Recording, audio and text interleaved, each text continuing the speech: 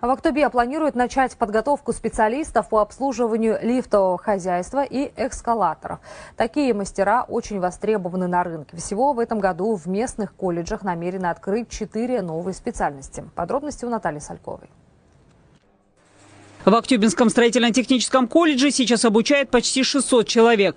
Готовят сварщиков, строителей, мастеров по обслуживанию инженерных систем объектов жилищно-коммунального хозяйства. А с нового учебного года планируют открыть новую специальность – лифтовое хозяйство и эскалаторы. Для этого намерены получить лицензию и подготовить материально-техническую базу. В колледже уже приобрели первый стенд-тренажер «Грузоподъемное устройство», рассказывает заместитель директора Марина Курманова. У нас необходимо лифтовое оборудование, сам, соответственно, лифт, для того, чтобы обучить студентов как практически, так и теоретически.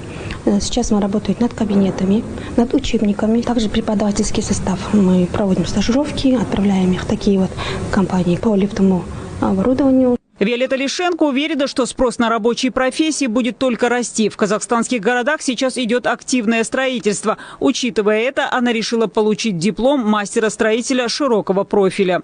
Мне очень интересна эта деятельность. Мне очень интересно заниматься строительными работами, декоративными работами, малярными работами. Я являюсь участником республиканского чемпионата WorldSkills, на котором взяла медальон. На этом останавливаться я не собираюсь и продолжаю идти к своей цели. Занять место первое желательно. Студентов, которые осваивают рабочие профессии, становится все больше. Если в 2022 году такой выбор сделали 20% выпускников школ, то в прошлом уже 28%. Эту цифру в текущем году намерены увеличить еще на 17%.